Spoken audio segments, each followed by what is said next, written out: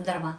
Әннің әуенін гармониялап сүйемелдеу дағдысы болашақ музыкант педагогтар үшін өте маңызды.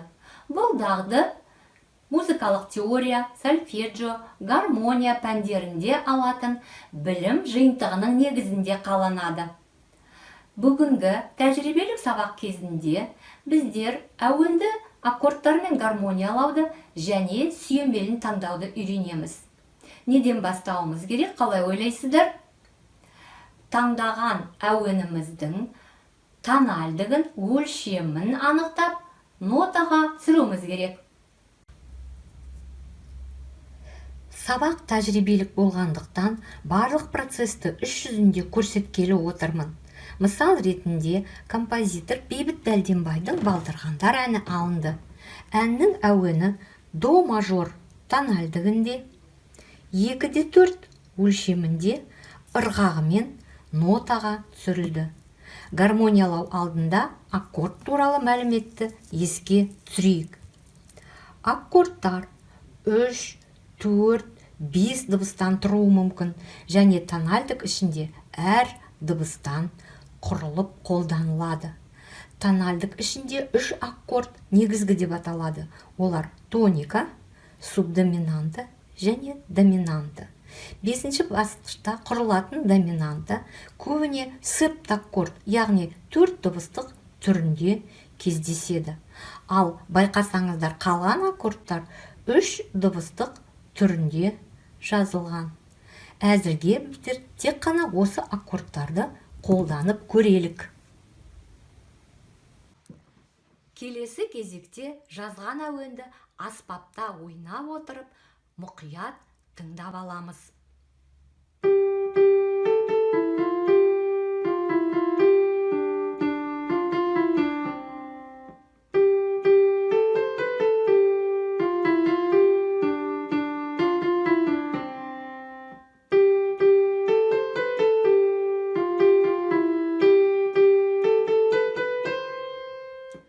Дұрыс екен. Енді аккордтармен гармониялауға кірісуге болады. Естеріңізде болсын, әуеннің әр дыбысын гармониялау міндет емес. Такты ішінде әлді және басқа да тірек дыбыстарын тауып алу керек. Сол тірек дыбыстармен үндесетін аккорды таңдаймыз. Қалған дыбыстар өткенші болып қала береді. Әрбір шығарма тоникамен басталып, тоникамен аяқталатынын да ұмытпаңыздар. Ал бастайық. Бірінші дыбыс соль. Сольға до мажор 3 дыбыстығы келеді. Әрі қарай ля, ля, ми, фа. Ля, ми біздерде 6-шы басқыш ля минорда бар. До мажордан кейін ля минор аламыз. Фа өткенші дыбыс, сонан кейін соль, фа, ми, фа, соль, тоника. Жақсы. Енді 3-ші тактыде ре тұр. Ре біздерде 3 аккордта бар. Ре минор, соль мажор және 7-ші басқыш си, ре, фа. Кәнеке қайсысы келеді? 7-ші басқыш. Жоқ, келіңкіремейді.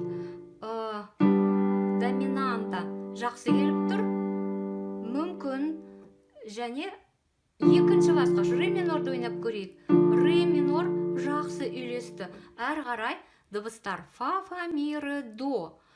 Фа, ре, до, тоника. Тониканың алдында бізде көбіне доминанта ойналады. Өйткені ол сөйлемнің аяғы. Доминанта бізде соль, си, ре, фа дыбысы. Әрине ойнауға болады.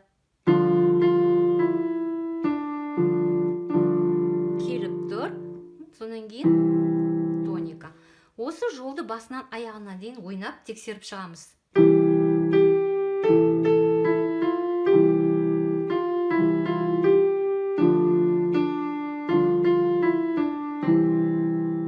Әдемі шақты.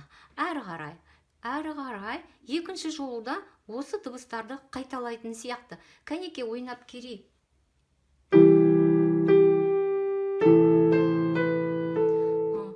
Минор қайтадан қайталап ойнасақ, онша қызық болмайын деп тұр.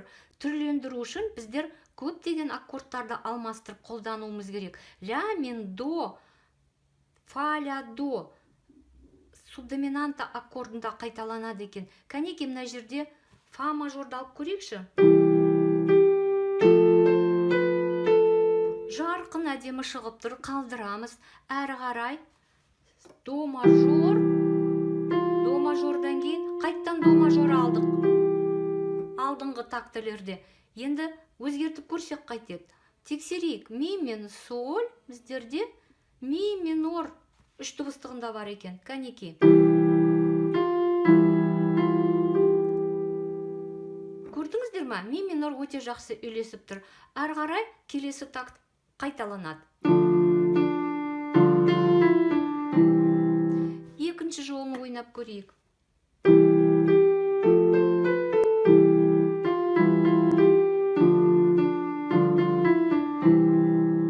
Мінекей, сіздерге ұнады ма? Маған ұнады. Үшінші жолы. Үшінші жолыда көптеген ноталары қайталанатын сияқты гармонияны қалдыруға болады. Ал мына соңғы тактіде ноталары өзгеріп тұр. Кәнеки тексеріп жіберейік. Тоника келеді, соль, соль, ля, ля, си, си. Ля мен си қос келіп тұрған аккорд табылмай тұр. Яғни осы ляға басқа аккорд, сиге басқа аккорд алуымыз керек екен. Ендеше қарайық. Ля дыбысына бұл шығарманың аяғы, сондықтан субдоминанта, доминанта, яғни фа мажор, соль мажор деп толық айналым алуға болады. Толық гармониялық тізбек тоника, субдоминанта, доминанта, тоника болып ойналуы мүмкін. Кәнеки, тексеріп қарайық.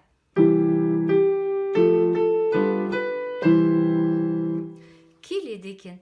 Енді осы шығарманы басынан бастап аяғына дейін ойнап шығайық.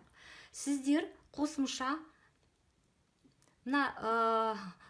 әріптік таңбалаумен дыбыстардың үстінен белгілеп шығуларыңа болады. Ұмытпас үшін және қателеспей, шатаспай ойнау үшін.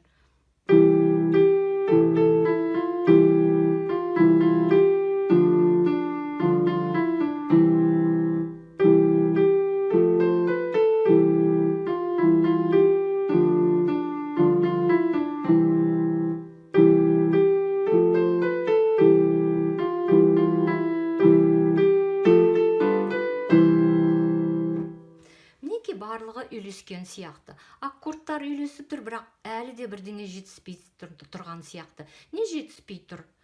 Гармониялық демеу бар әуенге, ал ырғақтық демеу жоқ болып тұр. Ырғақты әртүрлі демеуге болады фортепиано аспабында. Мысалы, марш характеріндегі шығарма ойнасақ, біздер марштық аккордтармен сүйемелдеуіміз керек. Егер лирикалық шығарма болса, арпеджиолармен төгілдіріп ойнауымызға болады.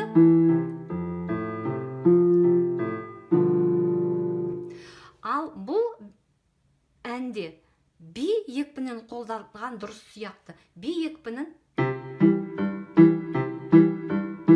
деп ойнауға болады. Кәнеки ойнап тексеріп көрейік.